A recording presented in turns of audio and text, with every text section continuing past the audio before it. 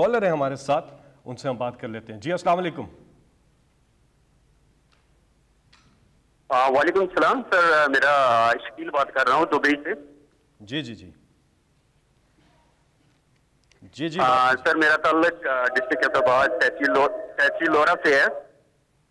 میرا سوال یہ ہے کہ اوورسیز کے حوالے سے لاسٹ جو پچھلے 6 مہینوں سے خاص کر یہ جو پاکستان کے جو نوجوان ہیں ان کے وزٹ ویزا اور دوسرے امپلائمنٹ ویزا وہ ٹوٹلی بند ہیں. اور آپ کو معلوم ہے کہ جو لوگ پاکستان میں جاب حاصل نہیں کر پا رہے تھے وہ یہاں پہ آ کے اپنی مارکیٹ میں آ کے یہاں پہ اپنی جو ہے نا وہ صلاحیتوں کا جو ہے نا وہ اس کے بلبوتے پہ جو ہے نا جاب حاصل کرتے تھے. لیکن یہ پچھلے جو ہے نا 6-7 مہینوں سے پاکستانی نوجوانوں کو ٹوٹل جو ہے نا اس چیز سے دور رکھا گیا ہے. کیا گورنمنٹ کوئی ایسی پالیسی بنا رہی ہے, گورنمنٹ کے ساتھ ایسا یو اے کے ساتھ کچھ بات چل رہی ہے کہ کم از کم یہ جو ہے نا وزٹ ویزا یہاں کے جو ہے نا اوپن ہو جائیں؟ اور جی دیکھیں, جو کرونا کے بعد نا ایک بڑی دنیا میں ڈسرپشن آئی ہے. پہلے تو میں یہ آپ کو بتا دوں کہ کرونا کا جو پاکستان جس طرح کرونا سے اب تک نکلا ہے, یہاں حماد بیٹھے ہوئے ہیں, میں یہ چاہوں گا بعد میں کہ صرف یہ آپ کو بتائیں کہ دنیا کے اندر کس طرح کی تباہی مچی ہے کرونا کی وجہ سے, یہ ہندوستان میں کس طرح کی تباہی مچی ہے. کہ یہ جو آج ہندوستان کے حالات ہیں, جو ان کی ہر طرح معیشت کی تباہی ہوئی ہے, اس کے مقابلے میں پاکستان تو وہ چند ملکوں میں سے ہے جو اس سے نکل گیا. تو پہلے تو میں اس کے بعد میں بات کروں گا معیشت کی. لیکن جو ٹریول کے اوپر بھی آیا اور پھر یو اے ای اور پھر سعودی عربیہ کے اندر مشکلات آئیں, مجھے پوری طرح پتہ اپنے لوگوں کو. میں آپ کو یقین دلاتا ہوں کہ میری ان سے بھی شیخ محمد بن زاہد یو اے ای والے سے بھی ان سے بھی بات ہو چکی ہے, اور میں نے پرنس محمد بن سلمان سے بھی بات کر چکا ہوں. تو انشاءاللہ آپ فکر نہ کریں, ہم کوشش کریں گے کہ آپ کے لیے جو مشکلات ہیں, آپ ہمارے اثاثہ ہیں, جو لوگ وہاں جا کے کام کرتے ہیں اور پھر پیسے بھیجتے ہیں اور ریکارڈ ریمیٹنسز آ رہی ہیں باہر سے, یہ ہمارے خاص لوگ ہیں. تو آپ فکر نہ کریں کہ پہلے بھی بات کر چکا تھا, لیکن یہ مسئلے آئے ہیں اس کے بعد, اور انشاءاللہ اس کی بات کریں گے. اس سے پہلے روبینہ آپ نے بات کی تھی کرپشن کی, اور آپ نے کہا تھا کہ لوگ کہہ رہے ہیں کہ جی پہلے اب سختی ہے تو کرپشن اور بڑھ گئی ہے. دیکھیں روبینہ, ایک بڑے غور سے میری آپ نے بات سننی ہے. یہ جو کرپشن ہے نا, یہ ایک ایسی کینسر ہے جو صرف پاکستان میں نہیں پھیلی ہوئی, یہ ہر غریب ملک جو دنیا کا ہے اس کی بنیادی کرپشن ہے.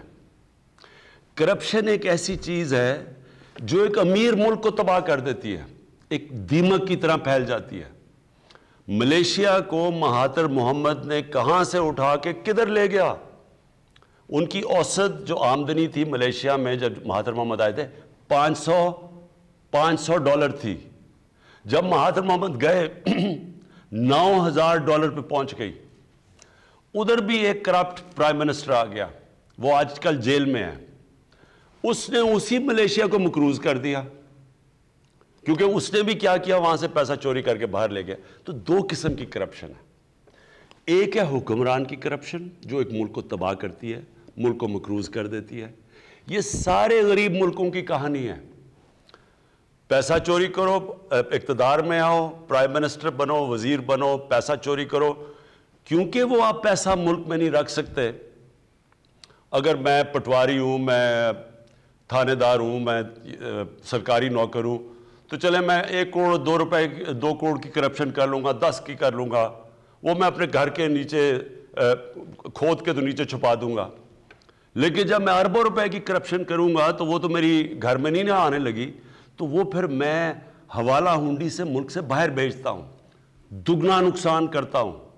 پہلے میں چوری میں اربوں روپے کی, پھر جب میں, کیونکہ وہ ملک میں نہیں چھپ سکتی, میں جب ملک سے باہر بھیجتا ہوں, آف شور اکاؤنٹس میں بھیجتا ہوں, لنڈن میں مہنگے مہنگے علاقوں میں بڑے بڑے محل خریدتا ہوں, تو ملک کو اصل میں نقصان میری طرح کا. جب پرائم منسٹر چوری شروع کرتا ہے تو اصل تباہی ملک کی تب آتی ہے. ایک یونائٹڈ نیشنز کے سیکیورٹی جنرل کے نیچے ایک پینل بنی ہے, اس کا نام ہے fact I panel. Fact I panel نے ساری جو غریب ملکوں سے پیسہ چوری ہوتا ہے اس کے اوپر پوری رپورٹ بنائی ہوئی ہے. اس رپورٹ کے مطابق یہ ذرا روبینہ غور سے میری بات سنیں کہ ہو کیا رہا ہے ہمارے ملکوں سے. اس رپورٹ کے مطابق غریب ملکوں سے, ہماری طرح کے ملکوں سے 1000 ارب ڈالر ہر سال چوری ہو کے امیر ملکوں میں اور آف شور اکاؤنٹس میں جاتا ہے. 1000 ارب ڈالر. اور اس رپورٹ کے مطابق یہ جو آف شور ٹیکس جو ٹیکس ہیونز ہیں جدھر یہ پیسہ چھپایا جاتا ہے کمپنیز کے نام پہ, اور پھر یہ جو بڑے بڑے لنڈن میں اور یہ نیو یارک میں بڑے بڑے محلات لیے جاتے ہیں, اس رپورٹ کے مطابق غریب ملکوں کا, ڈیولپنگ ورلڈ ہماری طرح کے ملکوں کا 7000 ارب ڈالر پڑا ہوا ہے باہر. اور ہم اب میں وہ پاکستانی لیڈر ہوں جو چند ان ملکوں میں سے ہیں جو پورا زور لگا رہے ہیں کہ ہمارے ملکوں کا پیسہ واپس کریں. اور وہ جو طاقتور ملک ہیں وہ کیوں نہیں کر رہے؟ کیونکہ ان کو فائدہ ہو رہا ہے. جب ہمارے سے یہاں ہزار ارب ڈالر جب غریب ملکوں سے وہاں جاتا ہے تو نوکریاں ادھر ہوتی ہیں, خوشحالی ادھر ہوتی ہے, تباہی ادھر آ جاتی ہے, غربت ادھر آ جاتی ہے. یہ سب سے بڑا مسئلہ ہے کرپشن کا. اب میں جو آپ کو آخری بات کہنا چاہتا ہوں, دیکھیں کرپشن صرف قانون سے نہیں لڑی جاتی, کرپشن ایک قوم لڑتی ہے, کیونکہ قوم کے اوپر نقصان ہوتا ہے, قوم غریب ہو جاتی ہے, غربت بڑھ جاتی ہے, تو ساری قوم مل کے کرپشن کا مقابلہ کرتی ہے. اب میں عمران خان ہر روز کرپشن کی بات کرے, لوگ تو تنگ آ جائیں سن کے, جی کوئی پکڑا ہی نہیں جا رہا. لیکن عمران خان اکیلا نہیں لڑ سکتا, عدلیہ نے پورا لڑنا ہوتا ہے اس کرپشن سے. اب کئی آپ کے سامنے ہیں کہ وہ ججز نے اٹھ کے, پتہ چلا ایک کنوکٹڈ آدمی کو ہم کم از کم کہہ رہے تھے کہ نواز شریف کم از کم 7 ارب روپے کا اس کی شیورٹی بانڈ دو, انہوں نے اس کے باوجود باہر بھیج دیا. تو عدلیہ اگر ساتھ نہیں دے گی ہم نہیں لڑ سکتے. اگر اس کے اندر نیب نے صحیح کیسز بنانے ہوتے ہیں, وہ ہمارے ہاتھ میں نہیں ہے.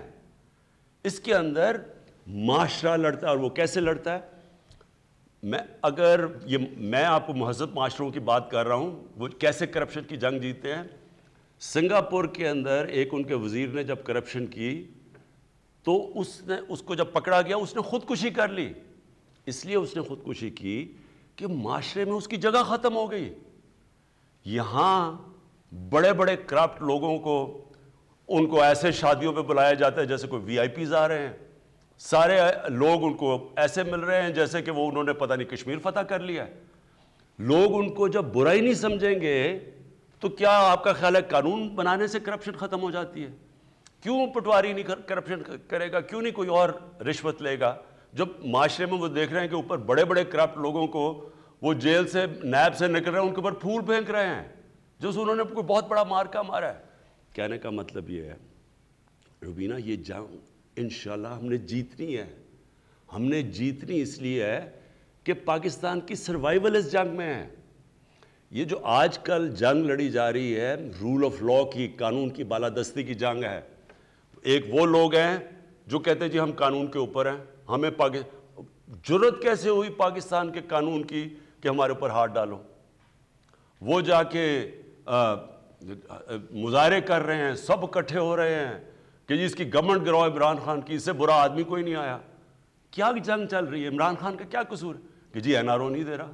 ان کے جو پہلے ہمیشہ ان سے ہوتا رہا ہے, جس کی وجہ سے آج یہ ملک نیچے گرا ہوا ہے, ہمیشہ ان لوگوں کے لیے ایک قانون اور عام بیچارے غریب آدمی کے لیے دوسرا قانون. یہ نبی صلی اللہ علیہ وسلم نے یہ جب کہا تھا کہ تمہارے سے پہلے بڑی قومیں تباہ ہوئیں, ایک غریب کے لیے اور ایک امیر کے لیے قانون, یہ وہ دنیا کے سب سے عظیم لیڈر تھے, اور انہوں نے جو مدینہ کی ریاست تھی اس کے اوپر دنیا کا سب سے عظیم سویلائزیشن کھڑا ہوا تھا, اس کی بنیاد رکھی گئی تھی رول آف لا پہ.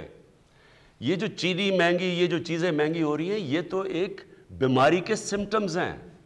اصل ایشو رول آف لا ہے. جب مدینہ کی ریاست سنبھالی گئی تو کیا وہاں دودھ کی نہریں بہہ گئی تھی؟ کیا ایک دم خوشحالی آ گئی تھی؟ ذرا تاریخ تو اٹھا کے دیکھیں کہ کس طرح انہوں نے 5-6 سال کن حالات کے اندر سروائیو کیا ہے، کس طرح انہوں نے 2 جنگوں کے اندر امہ تباہ ہونے لگی تھی، لیکن جو بنیاد رکھی گئی تھی وہ قانون کی بالادستی، عدل اور انصاف پہ رکھی گئی تھی۔ تو یہ جو پاکستان میں آج جنگ چل رہی ہے یہ قانون کی بالادستی کی جنگ ہے۔ ایک چھوٹا سا طبقہ جس کو عادت پڑی ہوئی ہے خون چوس کے، پیسے بنا کے، غربت پیدا کر کے، وہ اس وقت سب اکٹھے ہوئے ہیں، اور دوسری طرف ہماری طرح کے لوگ پوری کوشش کر رہے ہیں اس ملک کے اندر کہ سب کو قانون کے نیچے لایا جائے۔ یہ جو اب چینی مافیا ہے، یہ میں ابھی شہزاد اکبر کو کہوں گا کہ اس کے اوپر بات کریں کہ ہو کیا رہا ہے، لیکن یہ آپ کو سمجھنے کی چیزیں ہیں کہ یہ جنگ ساری قوم لڑتی ہے، اکیلا عمران خان یہ جنگ نہیں جیت سکتا، ہم سب نے مل کے فیصلہ کرنا ہے۔ اور اگر چین جو سب سے تیزی سے دنیا میں آج آگے بڑھ رہا ہے، 450 وزیروں کو پچھلے 7 سالوں کے اندر انہوں نے جیلوں میں ڈالا ہے، 450 وزیروں کو، تو کیا اتنا امیر ملک ہے وہ کیوں نہیں وہ لاپرواہ کرے؟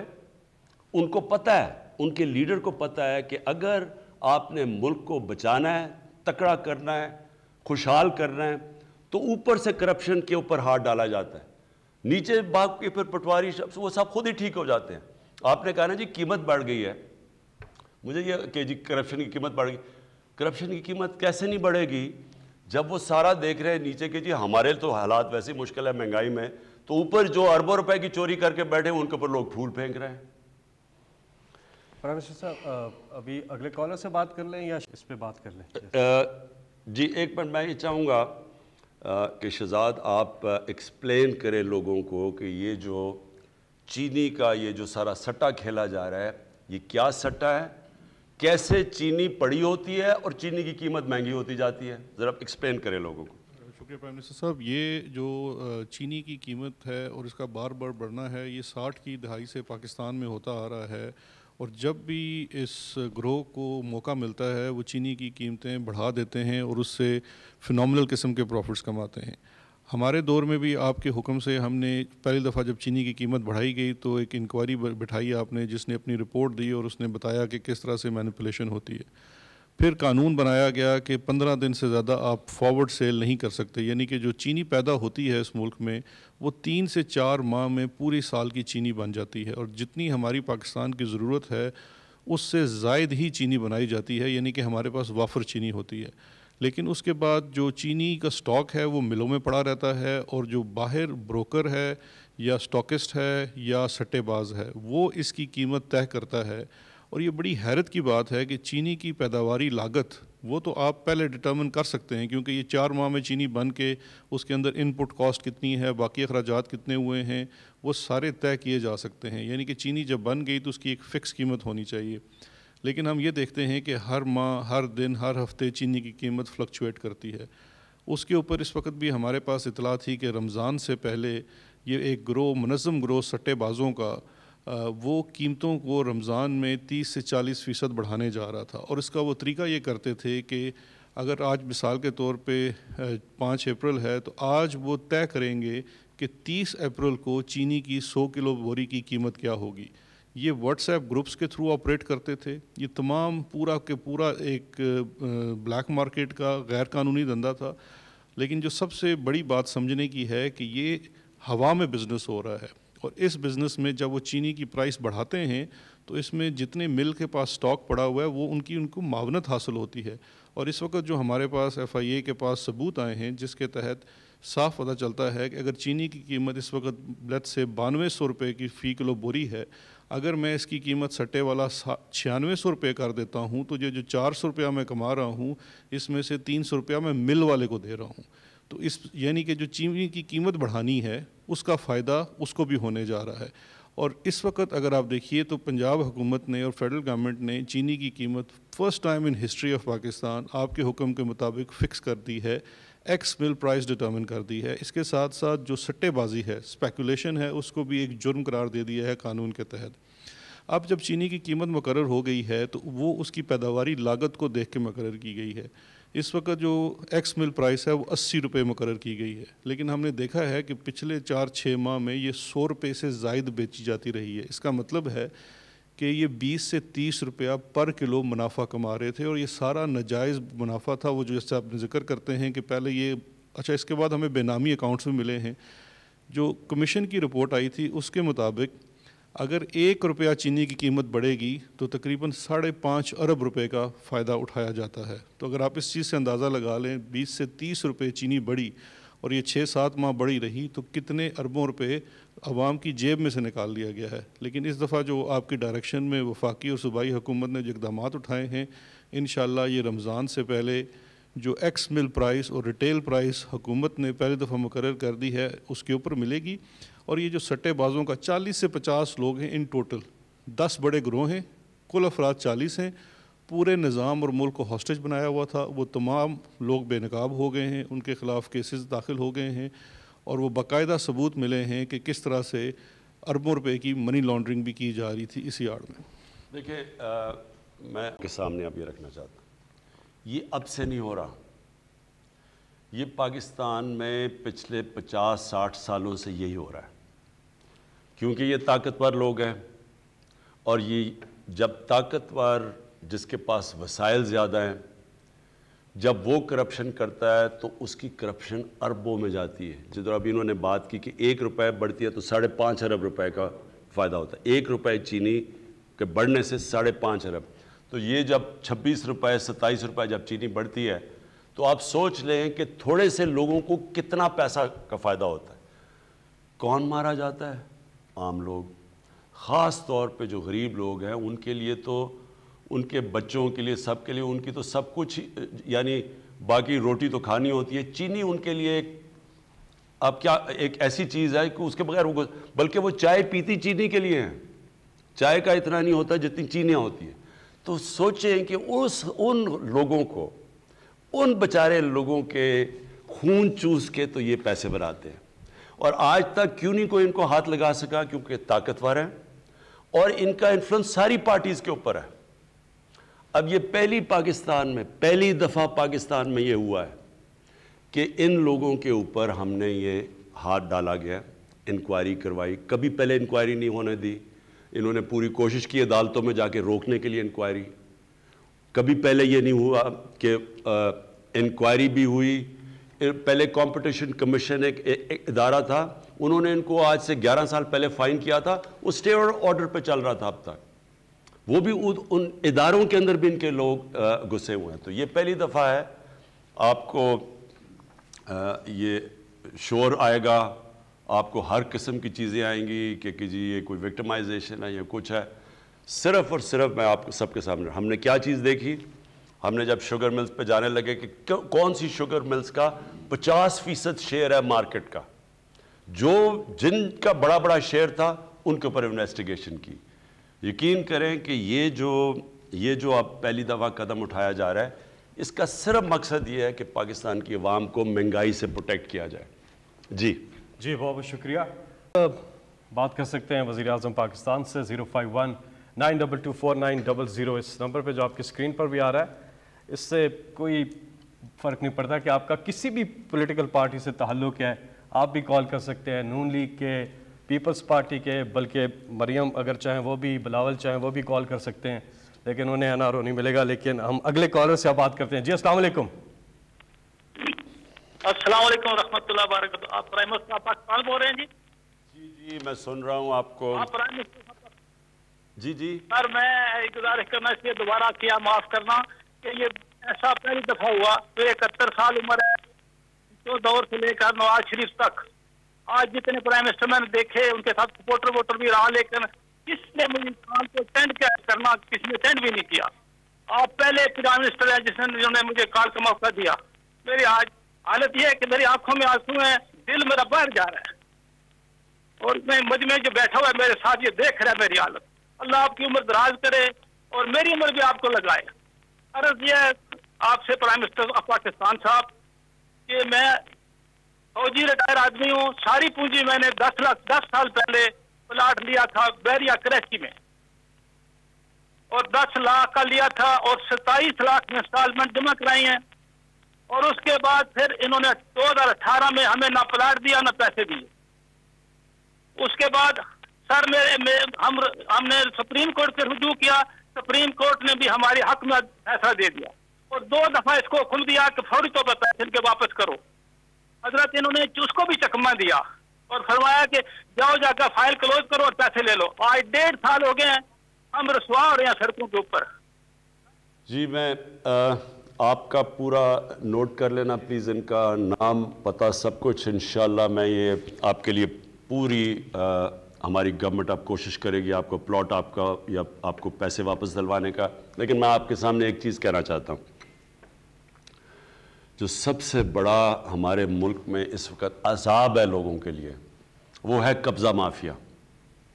اور یہ قبضہ مافیا عذاب کیوں بنا ہوا ہے؟ کیونکہ قبضہ مافیا حکمرانوں کے ساتھ مل کے قبضے کرتا ہے.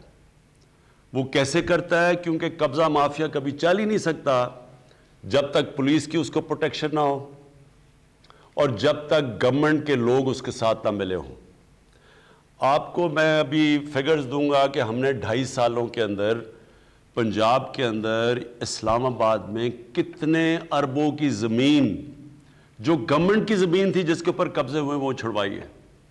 مجھے اگر بعد میں مجھے فگر دے دینا تو مجھے 450 ارب روپے کی ہم نے سرکاری زمین چھڑوائی ہے قبضہ مافیا سے. 450 ارب روپے کی. اور یہ قبضہ مافیا کیوں مشکل ہوتا ہے اس کو ہاتھ لگانا؟ کیونکہ اس کو گورنمنٹ ملی ہوتی ہے ساتھ. یہ کیوں ہم نے 450 ارب روپے کی زمین چھڑوائی ہے؟ کیونکہ پہلی دفعہ ہے کہ گورنمنٹ ان کی پشت پہ نہیں ہے, لیکن اس کے باوجود بھی یہ بڑے طاقتور لوگ ہیں.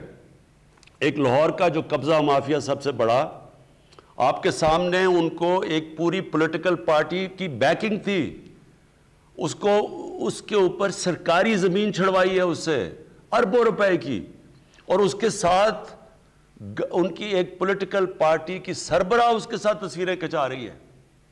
دیکھیں یہ جو ہماری سٹرگل چل رہی ہے یہ سارے وہ کرمنل ایلیمنٹ ہے جو سب اکٹھا ہو گیا ہے. اور قبضے صرف انہوں نے نہیں کیے, قبضے گروپوں نے, پولیٹیکل لوگوں نے, ایم این ایز نے, وزیروں نے قبضے کیے ہوئے ہیں اربوں روپے کی سرکاری زمینوں کے اوپر. اور یہ ہر روز چل رہا ہے ہمارا کام. ابھی پنجاب کے اندر جو ڈرائیو چل رہی ہے سب کے سامنے چل رہی ہے. کسی نے بھی, میں آج اس ٹی وی سے کہہ رہا ہوں, کوئی بھی میرا سٹیزن پورٹل ہے اس کے اوپر میں خاص طور پہ آج کہہ رہا ہوں, کسی کو پتا چلا کہ سرکاری زمین یا کسی کی زمین کے اوپر کسی قبضہ گروپ نے قبضہ کیا ہوا ہے, فوری طور کے اوپر ہمیں کانٹیکٹ کریں. میں آپ کو یقین دلاتا ہوں کہ ہم ان کے پوری طرح پیچھے جائیں گے. جو سب سے زیادہ ظلم ہوتا ہے اس ملک میں اوورسیز پاکستانی سے, وہ بیچارے اپنے محنت کرتے ہیں, ملک کا فائدہ 18 گھنٹے کام کرتے ہیں, پیسے بچاتے ہیں, وہ پھر جا کے جس طرح انہوں نے بھی بات کی وہ زمین چھوٹا سا پلاٹ لیتے ہیں کہ جی اب میں آپ کو ایک گھر بناؤں گا, وہاں آتے ہیں تو اتنا ان کا آرگنائزڈ نیٹ ورک ہے, یہ ایک دم پہچان جاتے ہیں کہ یہ باہر لوگ رہتے ہیں تو یہ صحیح طرح دھیان نہیں رکھ اس کے اوپر قبضہ کر لیتے ہیں, اور وہ بیچارے ان کی ساری محنت چلی جاتی ہے. تو یہ ہم نے تو پوری جنگ اناؤنس کی ہوئی ہے قبضہ مافیا کے خلاف. جی بہت بہت شکریہ وزیر اعظم.